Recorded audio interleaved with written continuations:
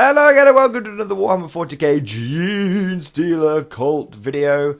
Today we will be taking a look at the Warhammer 40,000 Codex Genestealer cult official update version 1.1. This is part of the big FAQ roundup that I've been doing.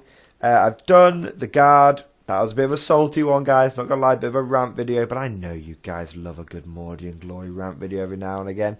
Everyone got a rant. You gotta let it out, right? And I also did one on the main rule book and the general big FAQ in general. But now we're going to go to something much more sinister. We're going to look how the cult has been affected in the big roundups. So, first one, cult ambush. Revealing ambush markers. Change the last sentence of the first paragraph to read. Note that unless these units actually move during this movement phase, they do not count as having moved in the movement phase for any rules purposes such as shooting heavy weapons. Essentially, guys, what was being put forward by some people was, well, when you flip the blips, and you flip those blips and reveal units, it's like coming in from reserve, and if you come in from reserve, you count as having moved. So therefore, you couldn't move anymore. Therefore, you'd count as moving for the purpose of heavy weapons. So dumb. I mean, obviously, why the... No. Okay, no. So that's been clarified now. Flipping the blips, you're simply revealing the unit. That's all you are doing. It has not moved. It may continue to move. If it stays still, then it has stayed still and it can shoot at full ballistic skill. Hey, that rhymed. Anyway, moving on. Next one. Oh, what a surprise! This got nerfed. No fucking wonder. Add the following paragraph to the end of the Brood Brothers rule. Orders. Brood Brother units that have the voice of command or tank order abilities cannot issue orders to any unit that has the Genestealer cult faction keyword. Nor can they issue orders to units that they would not have been able to issue orders to before they gain the Brood Brothers keyword. E.g., a Brood Brothers company commander cannot issue a Brood Brothers Ogre unit or to a Brood Brothers Tempest Scion unit. Okay. Right. It's gone. Brood Brothers are gone. Like, they're so... Like, I cannot see any fucking reason you'd take a Brood Brothers squad now. Like, the one thing they had going for them was... Well, you could take a Tempest Scion and he can, Brood Brother him and he can... come down with the 20-man unit of Genestealer cult Brood Brothers. They can pop up and then you can first rank fire, second rank fire. Yeah, no, that's gone now. No more 80 shots. Well, it's not even 80 shots, it's... No, it's 80 shots. It's 80 shots from 80 point unit. 1 point per shot. That's gone now. Yep, so... Don't really see a huge point in taking Brood Brothers anymore. Neophytes for 1 point extra are just so much better. Yeah, that's pretty much it. Transport Brood Brother Torx Primes can only transport 10 Brood Brother Scion unit. Blah blah. Basically, you can't put Ogres in a Torx Prime and stuff like that anymore. That's gone. That's gone. They came from below. Add the following sentence. Any unit set up underground this way cannot arrive on the battlefield during the first battle round. You can only use stratagem once per battle. So this is part of Games Workshop's ability, drive to remove all turn 1 charges. There was argument, basically they came from below to explain it to some people. It was when you were flipping the blips, revealing the ambush markers, instead of revealing them, you could take 3 of them and put them underground. And the way it was worded meant that because they could then be instantly redeployed on turn 1. So essentially you could call ambush 3 units turn 1. Not surprised that got nerfed. I never used it that way because I was convinced that was the way it wasn't meant to be used.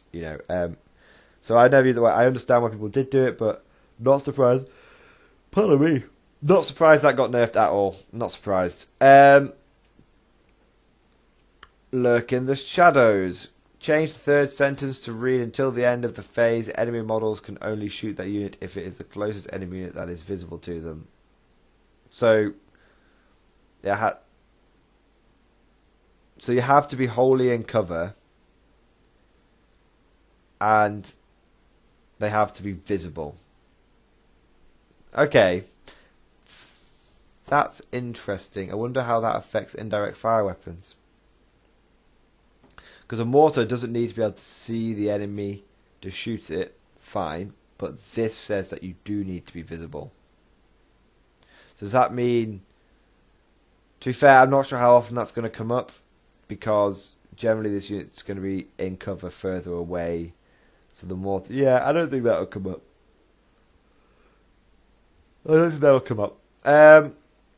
Lying in wait. Use a strategy when you set up a unit from your army as reinforcement that has the cult ambush ability and that was set up underground. That's interesting. I don't get that one. Use a stratagem when you set up a unit from your army as reinforcements that has the cult ambush ability and that was set up underground. I honestly don't understand that one. If someone could explain. Lying in wait means you just pop up 3 inches away from the enemy, but you would have to be in cult ambush anyway to do that. I guess it's just some clarification there. Basically, guys, you can only use lying in wait from a unit that was in cult ambush. Fine. Underground. Mental onslaught, nerf, basically, it's if your opponent rolls a 6, they break out of it no matter what. I think it's fine. Mental onslaught. It was kind of like the tractor cannon of the Orc Codex. It was a bit of a red herring. I don't know anyone who insta-killed a knight with mental onslaught. You need too many things to go off. I actually found mental onslaught to be a decent power, but it worked. I've only got it to work on a. I've only got it to work twice. The way, basically, mental onslaught. You don't use it to kill knights because knights have got such high leadership, and for everything to go off, it's fucking impossible. You use mental onslaught to break people out of transports because transports typically only have like leadership 6 or 7. So that's what you use mental onslaught for. Amulet of the Void Run. Change the second sentence to read. In addition, enemy units cannot fire Overwatch at the bearer's unit. Okay, I think that makes sense. Achilles Ridge Runners can be change the models per unit value to read 1 to 3. Points values. Okay, yeah, that's fine. FAQs. Are units in a Brood detachment restricted from using regimental orders or all orders? They cannot use regimental orders but can use other orders. Note the errata above which further classified which units these orders can and cannot be issued to. Fine. If a Psyker contains models with wounds characteristic of 1 suffers a wound from the Sanctus silent sniper rifle, how is the resulting Perils of the Warp resolved? Okay. If the unit loses any wounds as a result of an attack made with this weapon, in the case of a Psyker unit of single wound models, this essentially means if any models were destroyed as a result of an attack made with this weapon, then the unit suffers Perils of the Warp.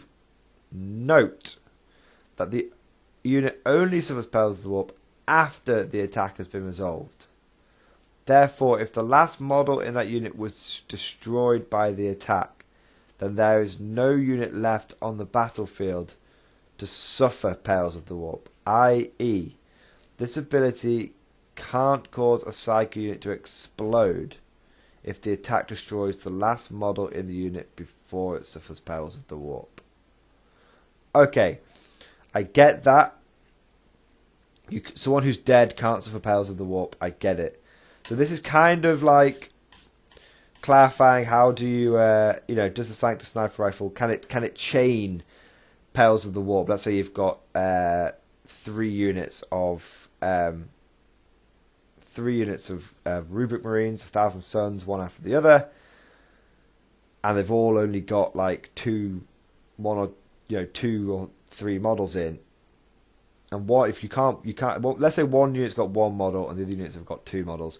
If you shoot the 1 unit model first and kill him, he just dies, and the other units don't suffer perils as well. because obviously you can chain perils.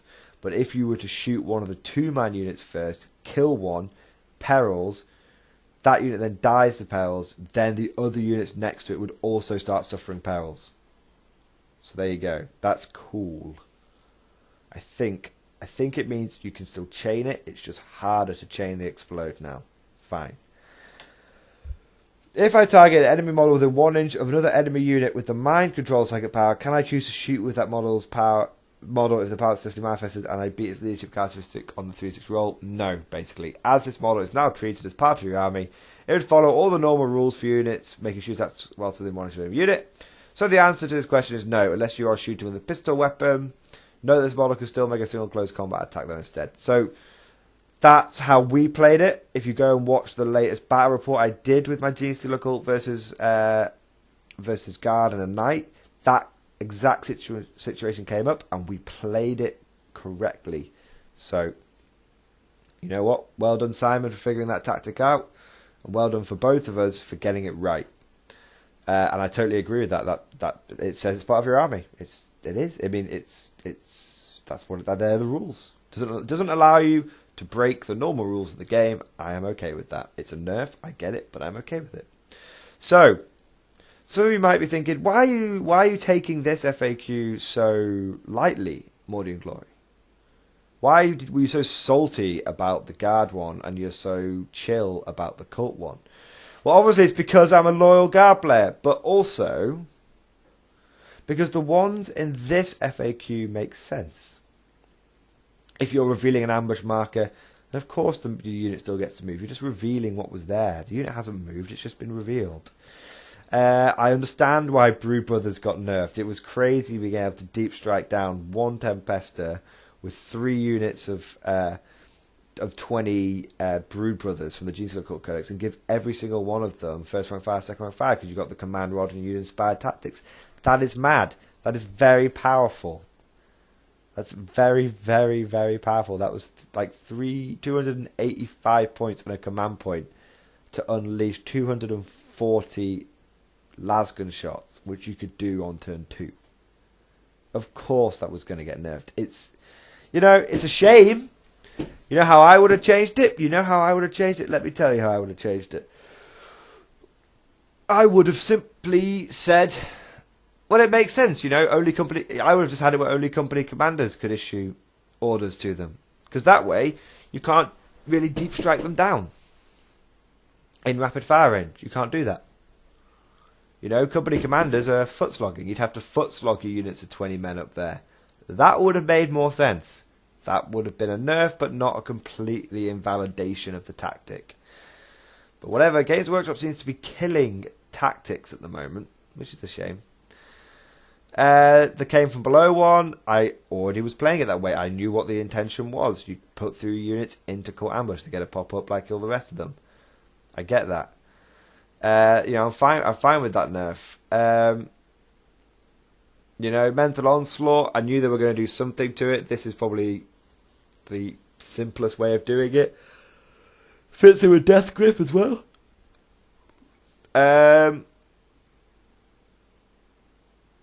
Yeah, so the orders thing was clarified, the Ridge Runner thing was clarified. Yeah, there's nothing in here which is like breaking.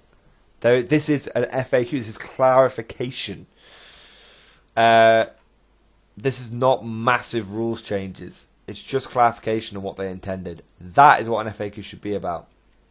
FAQ should not be about, oh, we're going to completely change the stratagem that's been in the Codex since day one. We're going to invalidate it. That's not what it should be about. That's why, I'm not even that fucked off about the Valkyrie nerf. Because they're just clarifying what they intended. It was already worded ambiguously. There was ambiguity in the way they worded it. They clarified the Valkyrie thing. I get that. I understand it. I just don't get the change to the Mordian stratagem. It came out of fucking nowhere. I reckon someone at Games Workshop got their ass beat by a Mordian player. And we're like, this is bullshit, I played the volley fire stratagem, when really they were just shit. That's my record. Anyway, please, Games Workshop, I love you. Games Workshop, don't fucking ban me. So, hope you guys enjoyed this video. Tell me what you think. think Cult got off lighter than the Guard for sure. What do you guys think? Please leave lots of comments. Thank you for listening as always. I'll see you guys next time.